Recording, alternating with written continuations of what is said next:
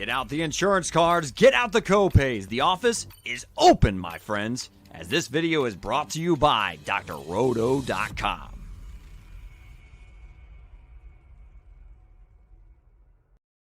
Hey everyone, welcome to the Look Back podcast. I am Sam Holt. Tonight I am joined by Eric Romoff. Eric, what did I say before I started the show that I normally mess up the intro video? Because I literally messed up the intro video. I rolled the fantasy debate intro and I was like, wait, nope, definitely clicked the wrong one. I just said I was going to do it and I did it without fail. And here we go. And now you've got me trying to fill in Tate's shoes, which are big shoes to fill. So I know, and you're not even supposed to be filling in. You're not even supposed to be filling in Tate's shoes because this isn't the fantasy debate. Normally it's me and Maddie. So you're supposed to be filling in for Maddie Kroll, one of our newest members over at Dr. Roto, and she's freaking fantastic. But yeah, so you have to fill her shoes tonight, which means you have to bring me all kinds of extra analysis of defensive and offensive lines and all of the mismatches from the weekend. Are you ready to be her right now? Let's go in the trenches. If we can get about 50% of replacement level out of me, I think it's a good night. Sounds good. Well, let's talk really quick about the game that we just had, because I think when I first turned on the game, first of all, I missed the first quarter, and I didn't feel like I ended up missing much because it just didn't seem like the Ravens showed up for the game tonight. And then all of a sudden, second half, fourth quarter, really, Ravens turned it around and they just got the win. Like, where did that come from? What kind of pep talk was that? Yeah, it must have been a real win-one for the Gipper at the halftime, right? If the first quarter, really all you missed was the Colts trying to take advantage of an over-aggressive Ravens defense with the short pass and the screen game. We saw Jonathan Taylor break one for 70-plus yards on his first reception of the game. So that was really the story of most of the first half. There's some weirdness with Rodrigo Blankenship and whether or not he was injured or whether or not he was available. Or whether or not he just lost his helmet on the sideline for a moment. You're like, I think he just doesn't have his helmet. And that's why he's not on the field. Yeah. Nobody knew for a second. The announcers were just commentating on their, like, I think we don't know. Nobody knows. Like, we can all speculate together. This will be great. It just was openly awkward with the commentary of like, we don't know what's going on. There is a punter attempting a field goal. And then the Ravens ended up messing up that play, and then they got to try it again anyways, which was hilarious. So that was definitely one for the books. Definitely less boring than I thought that game was going to be, at least not how it started. Yeah, I thought we were in for kind of a snooze fest, especially looking at the first half. And then for whatever reason in the second half, the Colts decided to stop defending the Ravens' two best receiving options. So Hollywood Brown finishes over 100 yards with two touchdowns. Mark Andrews finishes nearly 150 yards with two touchdowns. All of this production coming in the second half. I was playing against someone with Mark Andrews, and I had the lead by maybe like a decimal point, and I was like, if Mark Andrews drops a pass, we're good. No. We're just going to stamp this as a loss for you, Sam, and we're just going to give those like last 5 minutes just touchdowns for Mark Andrews. Just let's get it done. That was very all of my Monday night sweats were against Jonathan Taylor, so I knew my night was done about 2 minutes into the game. So brutal. But this is the Look Back podcast, so let's go ahead and rewind the clock, and let's start with the very first game. Guys, if you're tuning in, thank you so much. We're going to pretty much pick a player per game as we go back through the week that was week 5. And then if you have questions, please throw them in the comments. We're happy to go through them as we get through these live. And then Eric and I will tell you our latest articles that will be coming out this week for more amazing content from Dr. Roto. So let's first start off with the Seahawks Rams game. And I think the main talk from that was, is Robert Woods officially back? Can we finally put him back into our lineups with some sort of confidence, some semblance of hope? Yeah, from my point of view, he never should have left our lineups. Obviously, he wasn't performing to the level that we all hoped for when we drafted him where we did. But it seemed like the offense was going to break back in his favor before long. To put it in the famous words of Scott Fish, the squeaky mouse gets the cheese. And they went to Bobby Trees early and often. He saw 14 targets. He hauled in 12 of them for 150 yards. Cooper Kupp still had a fine day. He received 10 targets, hauling in 7 of them for 92 yards. But very much so, Robert Woods was the point of emphasis for this offense coming into the Thursday night game. Absolutely. And you have to think there must have been a lot of deep conversations last week of we need to get Robert Woods utilized. Otherwise, I mean, he's such a good receiver. If I were him, and I'd be leading a far different life if I was him.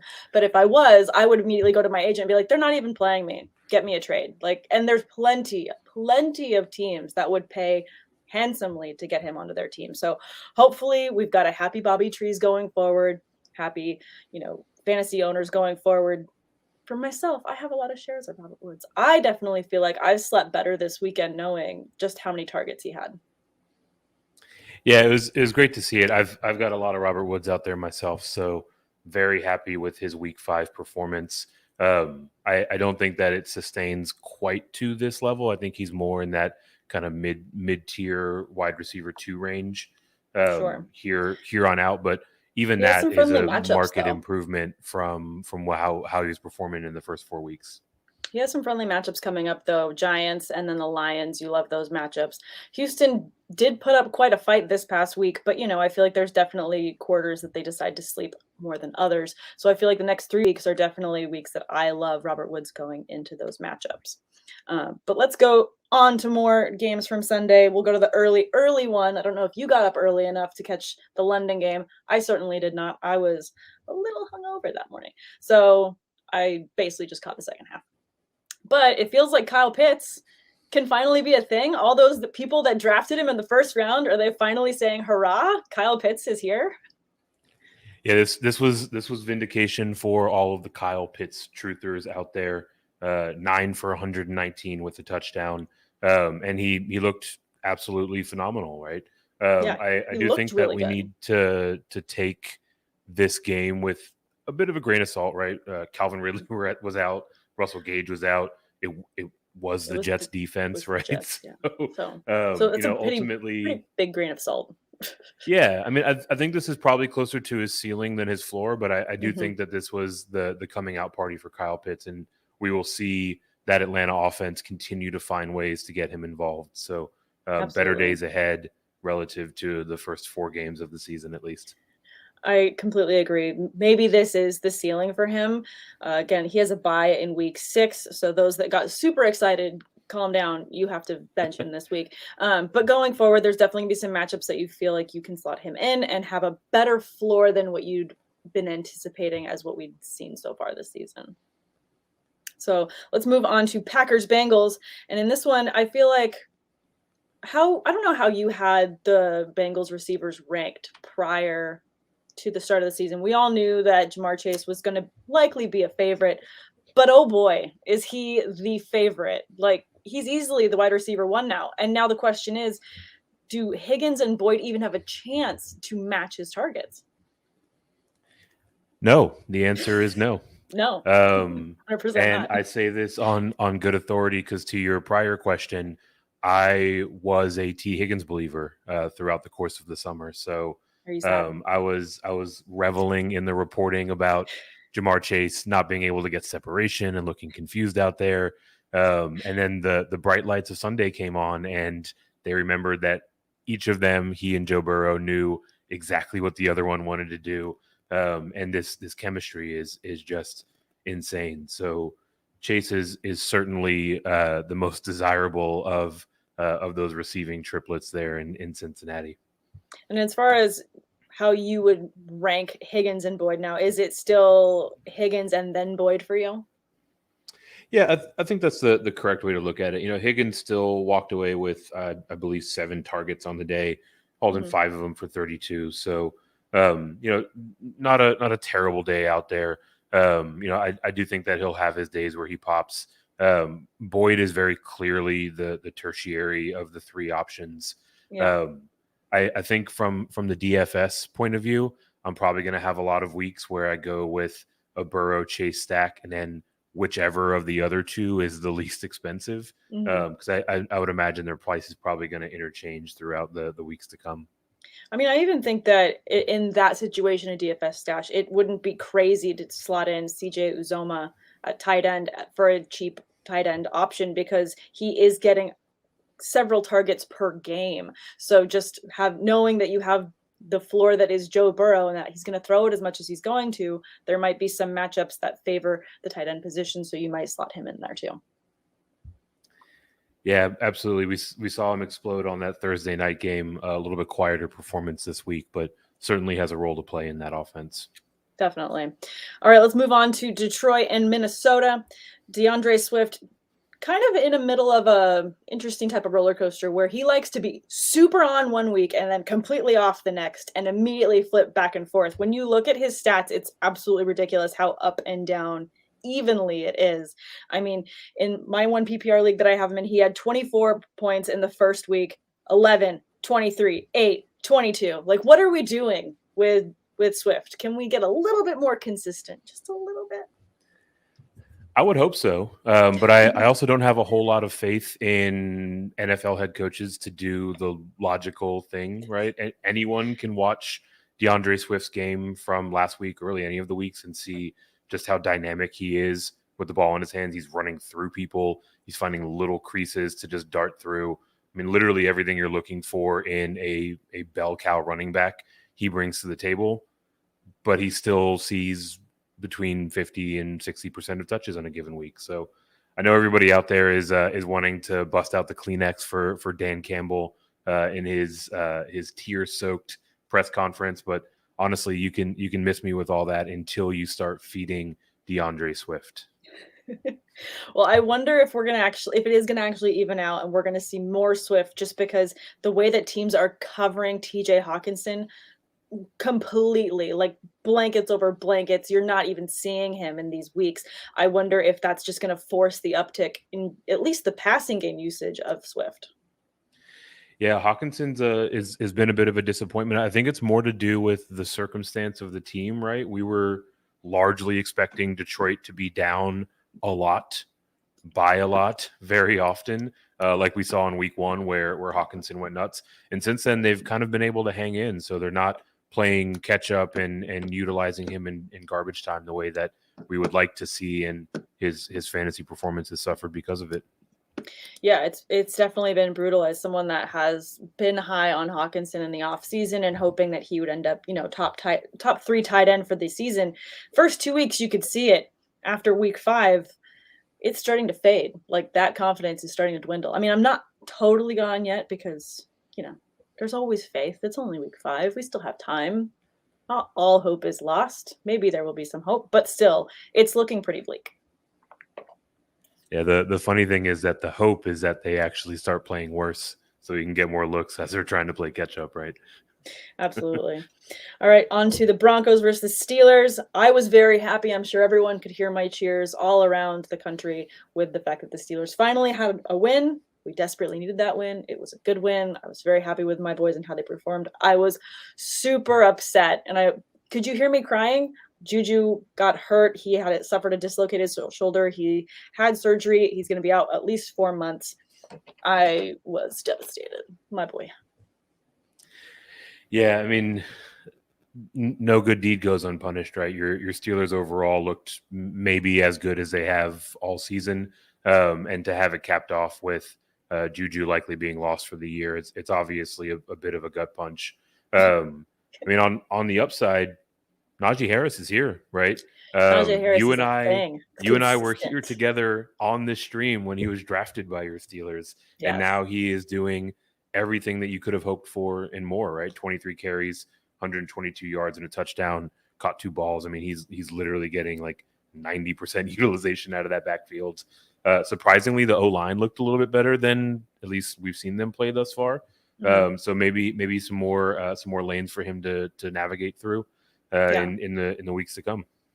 Absolutely. I hope that they're just going to get more synced up as the weeks go on.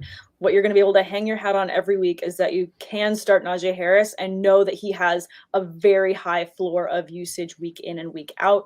In terms of who's going to be taking in the targets that are vacated by Juju, that is definitely going to be Chase Claypool. Maybe, and this is probably more of like one of those deep leagues a la Scott Fish, if he's even still available, because I feel like every player I even think of to go pick up is already gone when I'm playing in Scott Fish. I don't know. I'm just too late to the game every time. But anyways, Ray Mcleod would be a wide receiver that had a couple targets this game. They like how he looks. Maybe he's someone you stash because the Steelers do like to play 3 wide receiver sets. So maybe. It's a maybe. If you're really desperate, just a name to slot away for later. If you want to reek of more desperation, I believe that they worked out and maybe even signed to the practice squad Anthony Miller today. So he continues his roadshow of all 32 teams practice squads. So if he gets a shot, maybe he'll take the field in one of these Sundays in the months ahead. Oh my goodness. I certainly hope it doesn't come to that. But we can move on to the next game. Let's talk Dolphins versus the Bucks. Myles Gaskin had an absolute monster game. And I kind of was surprised because I didn't feel like against the Bucks defense he was going to be as successful as he was. I know that they can be beaten in the passing game, but I felt like their front was much stronger than what was shown in terms of what Gaskin was able to do with them this week. Yeah, Myles Gaskin put up 30 plus points on a lot of benches this week.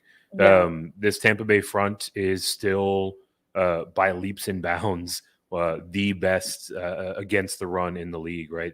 Every single week you go back, you look at their box scores, and the teams that they are facing are attempting less than 10 rushing attempts week in and week out. And yet again, here we are with the Dolphins, 7 rushing attempts against this Tampa Bay front. So while that defensive line is stout, the way that you beat Tampa Bay is over the middle. It's in the short and intermediate passing game, which should have set up for a nice game for Mike Gesicki. But instead, all of those passes went to Myles Gaskin.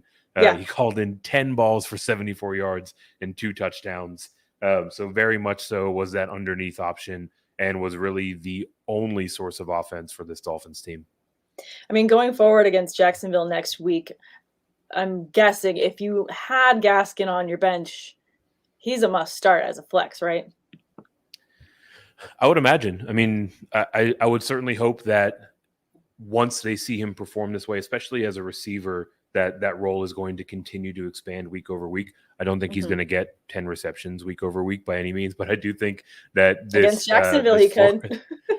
I mean, they might not need to throw to him though, right? But on the rushing side, Jacksonville is a very favorable matchup as well. So I'm certainly firing him up in week 6 here, and I do think that there are better days to come, relative to how he started the first quarter of the season. Yeah, I definitely think so as well. Now let's go on to the Saints versus the Washington football team. It appears that as soon as Taysom Hill exited the game, sucks that he got hurt. I don't know where he's listed at currently. I believe he just had a concussion, right? Or was that his knee? No, he had a pretty scary looking concussion. So he's in the protocol. I mean, with concussions, it can be less than a week. It can be multiple months. Weeks. So yeah, hard to really tell what the outlook for Taysom Hill is. Which is brutal, and we definitely hope that he gets better soon. But while he's out, definitely seems like Alvin Kamara is Alvin Kamara again and not getting his goal line work stolen. Yeah, the theme of the week, right? Prayers up for Taysom Hill, but if he's going to be out, let's go Alvin Kamara, right? 16 for 71 and a touchdown, 5 receptions for 51 and another touchdown, so he scored almost 30 points, and very much so looked like the elite running back that everyone drafted him to be. So while it always is, it's always painful to watch someone get hurt, you always hope for the best. It does seem like him removed from the offense, or at least the concept of him removed from the offense, allows things to be a bit more centralized in terms of where the production is going to land. Absolutely. And I mean, they are on a bye this coming week, so maybe they have him back for week 7, and we're all speaking too soon and too excited for possible more usage of Kamara. But at the same time, I feel like it'd be remiss to see a game like that and just to see his success and then think, let's go back to all trick plays and get Taysom Hill back in there. Come on. Like, Kamara does so much for you. Like, maybe if he's having a week where, he's got a couple extra bruises that week, he doesn't really need to be utilized that much. You want to rest him a little bit? Sure. But in the meantime, let's fire him in there. Crying out loud. All right, let's go on to the Eagles versus the Panthers. The first half looked abysmal is kind of too gentle of a word for how Jalen Hurts looked in that game for me. But then by the end of it, he completely righted the ship. And by the end of it, looking fantasy-wise, Sam Darnold was just brutal this week in terms of fantasy output. Yeah, I mean Sam Darnold had a really rough day, right? I think he threw 3 interceptions against a really porous Philadelphia defense. So Yep. ultimately, his worst performing day on the young season, and I think that there's probably more days like this ahead of him. Yeah. I mean, you think there's going to be more days where he's going to continue to struggle, or do you think it's going to get better? No, I think the struggles are going to continue. He's certainly taken advantage of soft defensive matchups in the weeks past. But if you look at it, at least prior to this week, all of the stats that were being floated out there, he was the league leader in rushing touchdowns, at least at the time. And we saw this week he didn't get any. He's coming off of back-to-back weeks in the 2 prior where he scored 2. So I do think that is going to continue to regress back to the mean, and we're going to see that rushing touchdown productivity continue to evaporate. So that really has him closer to like quarterback 23, 24 or so. If you remove those rushing TDs from his early week performances. No, I definitely see that there with you. But and in terms of Jalen Hurts, obviously he had such a brutal first half, but I feel like it's going to end up evening out for him going forward. Maybe he doesn't rush it in for a touchdown this week coming up against the Bucks, but I do think he does better. In terms of how he can use Devonta Smith in week 6, I like that matchup for him a lot. Yeah, I think this is kind of the quintessential Jalen Hurts game, right? Doesn't look particularly good through most of the game. Not all that effective throwing the ball. Makes one read to Devonta Smith and then just gives up on the play. Either throws it out of bounds or tries to pick up what he can with his feet. But you get to the end of the game and all of a sudden he's got close to 10 rushes, 50 or so yards, and maybe a rushing touchdown or 2. So I think this is going to be the hamster wheel that we're in with Jalen Hurts for the long haul. Might as well buckle up. It's going to be one of those bumpy rides. But let's talk about the Titans versus the Jags.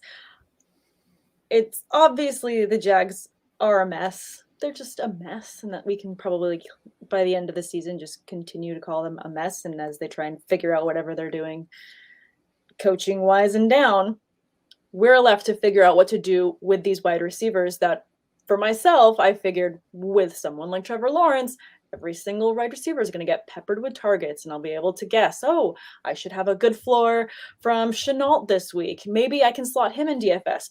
But unfortunately, I think we all got a middle finger this weekend in the fact that Tavon Austin and Jamal Agnew, and I had to write these out because I was like, what?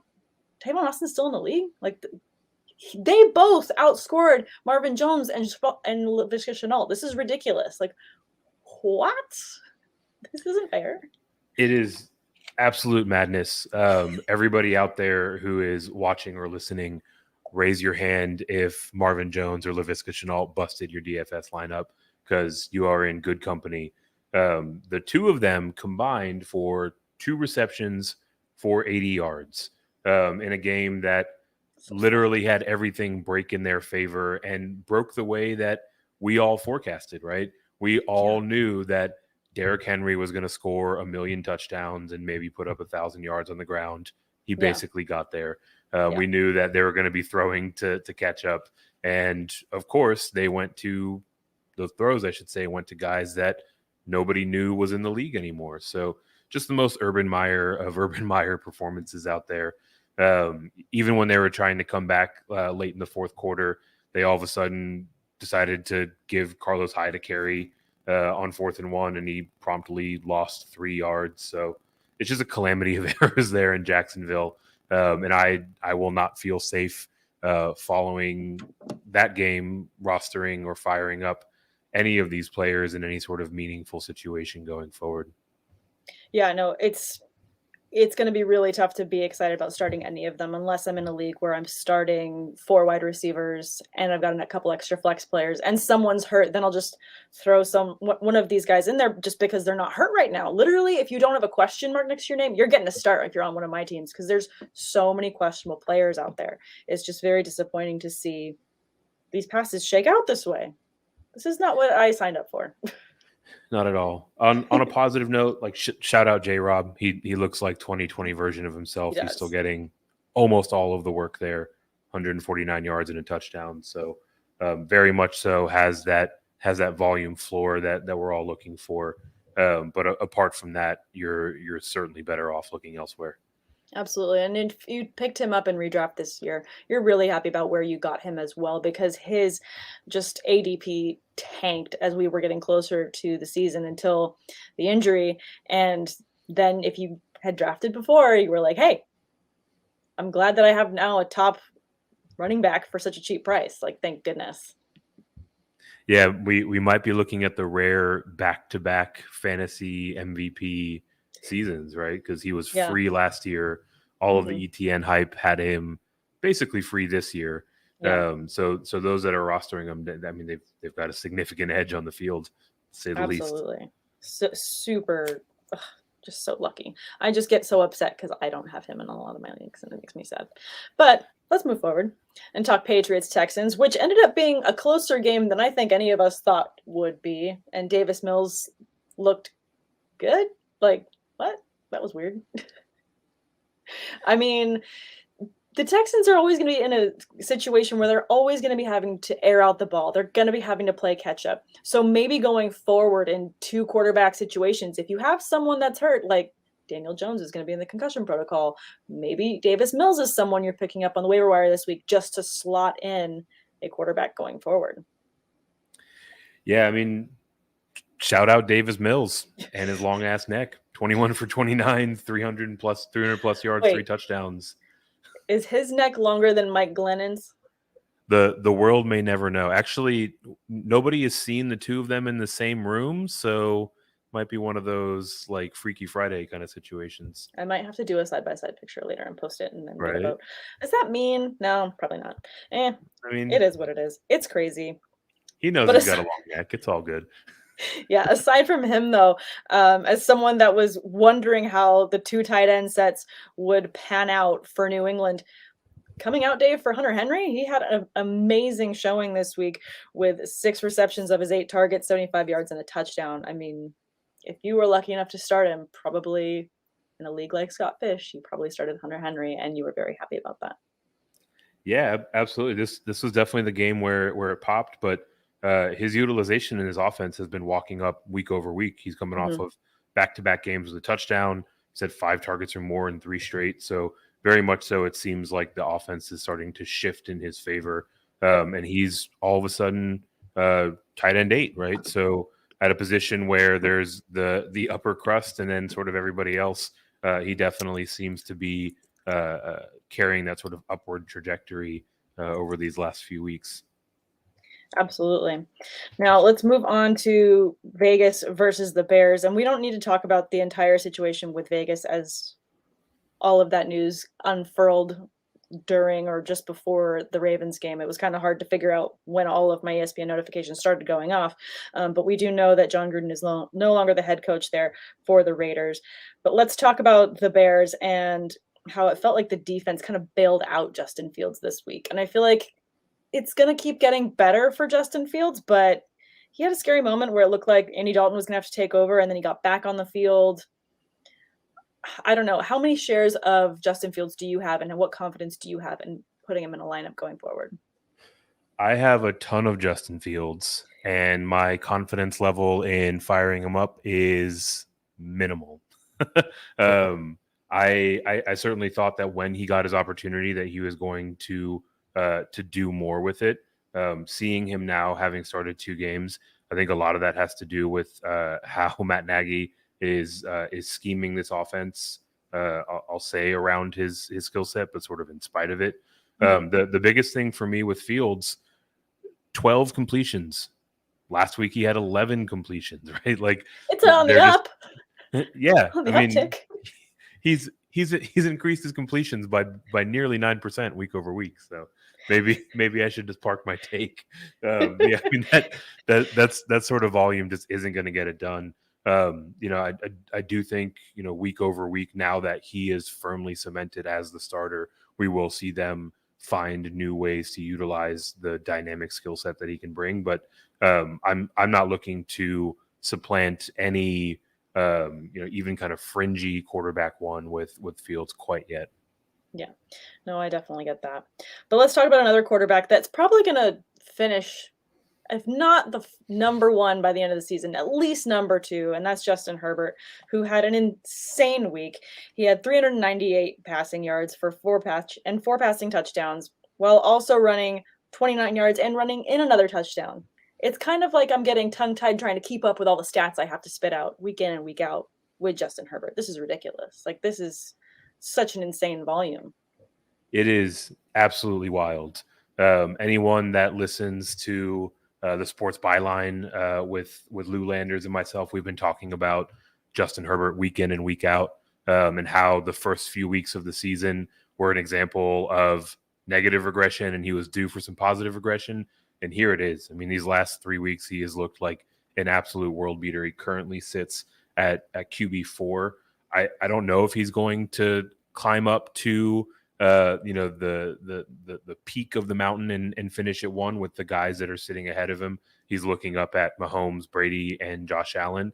But ultimately, he was being drafted as sort of like a 8 to 12 QB kind of range. So to get him potentially finishing inside of the top 3 or 4 is an amazing return. And I think that we're going to see him continue to light it up week over week.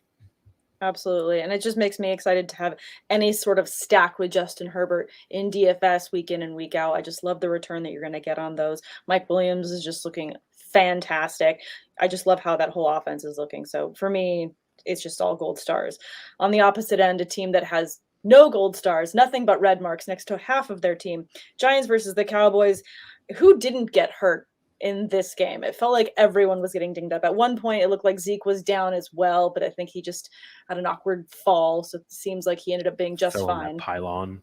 Yeah, that would hurt anyone. I would probably be holding my back too. Didn't mean to fall on that. But yeah, he ended up being okay. Unfortunately, Daniel Jones has a concussion. Saquon's knee looked like it ate another ankle. It swole up literally twice the size. I'm sure everyone has seen the photos by now. But then also Kenny Golladay is out. He hyperextended his knee. Kadarius Toney does have a questionable mark next to his name, but he seems like he will be fine going ahead. And he seems like the big waiver wire add with so many players hurt.